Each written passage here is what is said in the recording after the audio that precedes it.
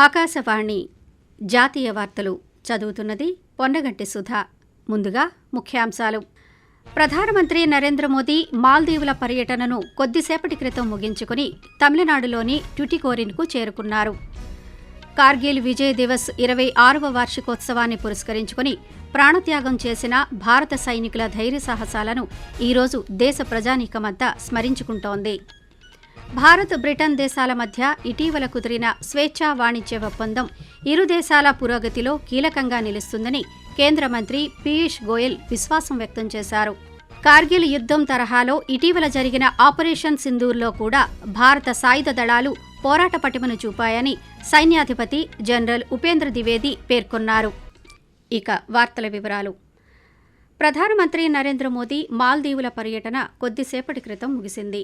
ఈ పర్యటనలో భాగంగా రాజధాని మాలేలో ఈరోజు జరిగిన మాల్దీవుల 60వ స్వాతంత్ర్య దినోత్సవ వేడుకలకు నరేంద్ర మోదీ గౌరవ అతిథిగా హాజరయ్యారు.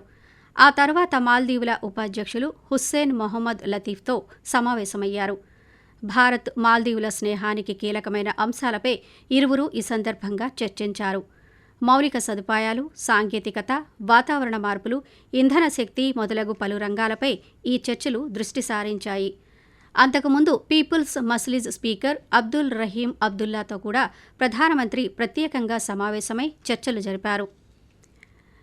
ప్రధానమంత్రి నరేంద్ర మోదీ 2 రోజుల తమిళనాడు పర్యటన నిమిత్తం కొద్దిసేపటి క్రితం ట్యుటికోరిన్ చేరుకున్నారు.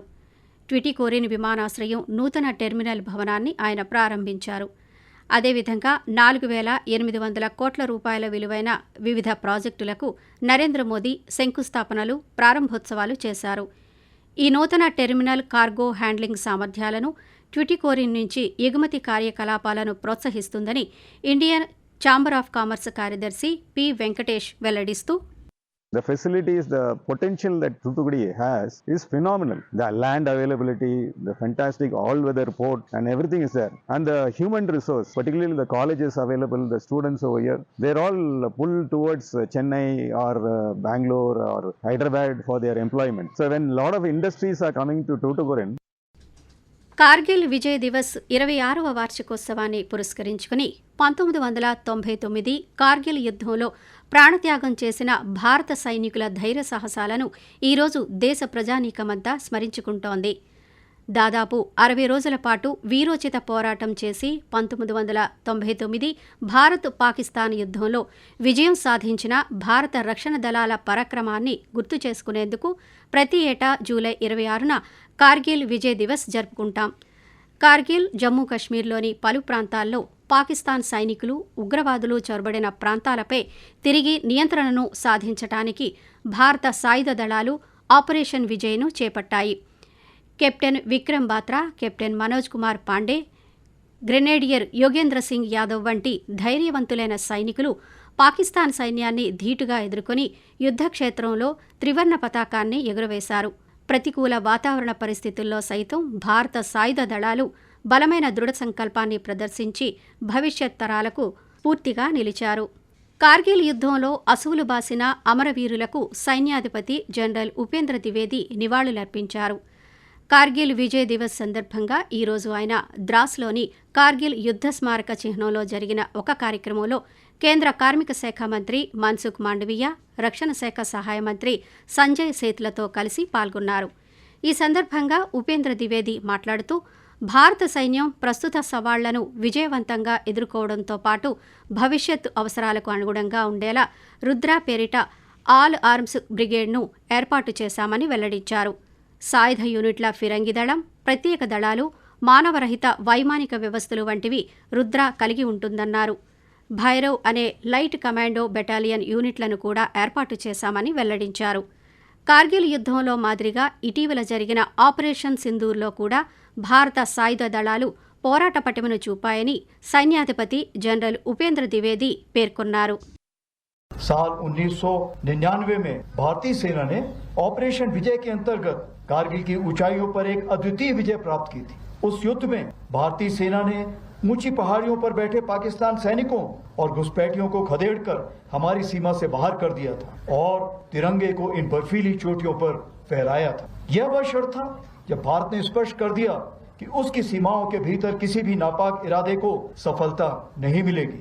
भारत की एकता और अखंडता पर कोई आंच नहीं आने दी जाएगी। ఆకాశవాణి జాతీయ వార్తలు వింటున్నారు. థాయిలాండ్, కంబోడియా దేశాల సరిహద్దుల వద్ద ఘర్షణలు ఈరోజు కూడా కొనసాగుతున్నాయి. ఈ ఉద్రిక్తల కారణంగా మరణాల సంఖ్య 33కు చేరింది. కంబోడియాలో 8 మంది పౌరులు సహా 13 మంది మరణించినట్టు అధికారులు వెల్లడించారు. ఇక థాయిలాండ్ తమ దేశంలో 20 మంది ప్రాణాలు కోల్పోయారని ధృవీకరించింది. ఇరువైపులా సరిహద్దు ప్రాంతాల నుంచి లక్షల సంఖ్యలో ప్రజలు వేరే ప్రాంతాలకు తరలిపోతున్నారు. ఐక్యరాజ్యసమితి భద్రతా మండలిలో తక్షణ కాల్పుల విరమణ కోసం కంబోడియా పిలుపునిచ్చినప్పటికీ ఘర్షణలు మాత్రం కొనసాగుతున్నాయి. ఇదిలా ఉండగా ఈ ఘర్షణల దృష్ట్యా సరిహద్దు ప్రాంతాలకు వెళ్లకుండా ఉండాలని కంబోడియాలోని భారత రాయబార కార్యాలయం భారతీయ పౌరులకు సూచించింది. అత్యుత్తమ పనితీరు కనబరిచిన 17 మంది పార్లమెంటు సభ్యులను సంసద్ రత్న 2025 అవార్డులు వరించాయి. పార్లమెంటరీ వ్యవహారాల శాఖ మంత్రి కిరణ్ రిజిజు వారికి ఈ అవార్డులను ఈరోజు న్యూఢిల్లీలో ప్రదానం చేశారు. ఈ సందర్భంగా ఆయన పార్లమెంటు సభ్యులను అభినందించారు. వారు కనబరిచిన అత్యుత్తమ పనితీరుకు ఇది గుర్తింపు అని అన్నారు. భారతీయ జనతా పార్టీ నుంచి రవికిషన్ దినేష్ శర్మ, కాంగ్రెస్ పార్టీకి చెందిన వర్షా గైక్వాడ్, నేషనల్ కాంగ్రెస్ పార్టీ ఎన్సీపీ ఎస్పీ నుంచి సుప్రియా సులే, శివసేన యూబీటీకి చెందిన అరవింద్ సావంత్ ఈ జాబితాలో చోటు దక్కించుకున్నారు. భారత్, బ్రిటన్ దేశాల మధ్య ఇటీవల కుదిరిన స్వేచ్ఛా వాణిజ్య ఒప్పందం ఇరు దేశాల పురోగతిలో కీలకంగా నిలుస్తుందని కేంద్ర వాణిజ్య మంత్రి పీయూష్ గోయల్ విశ్వాసం వ్యక్తం చేశారు. ఈరోజు న్యూఢిల్లీలో ఆయన పాత్రికేయుల సమావేశంలో మాట్లాడుతూ ఈ వాణిజ్య ఒప్పందం 2 దేశాల ప్రధాన ప్రయోజనాలను కాపాడుతూనే అనేక రంగాల్లో విస్తారమైన అవకాశాలను కల్పిస్తుందన్నారు. అదేవిధంగా అంతర్జాతీయ వాణిజ్యంలో భారతదేశపు ప్రాముఖ్యతను ఈ ఒప్పందం తెలియజేస్తోందని పీయూష్ గోయల్ పేర్కొంటూ, It shows that the world today recognizes and respects India, and the free trade agreement between India and UK, the comprehensive economic trade agreement, clearly reflects the growing relevance and importance of India at the world stage. And it also shows that more and more countries, including and particularly the developed world, Bharat, England జట్ల మధ్య జరుగుతున్న 4వ test మ్యాచ్లో భారత్ 2వ ఇన్నింగ్స్లో tea విరామ సమయానికి 2 వికెట్లు నష్టపోయి 86 పరుగులు చేసింది. ఇంగ్లాండ్ తొలి ఇన్నింగ్స్లో 669 పరుగులు చేయడంతో భారత్ ఇంకా 225 పరుగుల వెనుకంజలో ఉంది. భారత్ కెప్టెన్ శుభమన్ గిల్ 52, కేఎల్ రాహుల్ 30 పరుగులతో క్రీజ్లో నాటౌట్గా నిలిచారు. వాతావరణం. ఛత్తీస్గఢ్, మహారాష్ట్ర, మధ్యప్రదేశ్ రాష్ట్రాల్లో రేపు భారీ నుంచి అతి భారీ వర్షాలు కురిసే అవకాశం ఉందని భారత వాతావరణ శాఖ ఐఎండీ వెల్లడించింది. ఆయా రాష్ట్రాల్లో ఇప్పటికే తీవ్ర ప్రమాద హెచ్చరికలను జారీ చేసింది. మరిన్ని వివరాలను ఐఎండీ శాస్త్రవేత్త వెల్లడిస్తూ, The system is likely to continue to move nearly westward across North Chhattisgarh and East Madhya Pradesh and weaken gradually into a well-marked low pressure area by tomorrow, that is 27 July. Now the other system, there are a couple of upper air cyclonic circulation, one over Punjab and adjoining in lower tropospheric level, to one over southwest Madhya Pradesh neighborhood and another over South Gujarat neighborhood at middle tropospheric level, and one over in northeastern states, that is in lower troposphere, northeast Assam. Akashvani జాతీయ వార్తలు ముగించే ముందు ముఖ్యాంశాలు మరోసారి. ప్రధానమంత్రి నరేంద్ర మోదీ మాల్దీవుల పర్యటనను కొద్దిసేపటి క్రితం ముగించుకుని తమిళనాడులోని ట్యుటికోరిన్కు చేరుకున్నారు.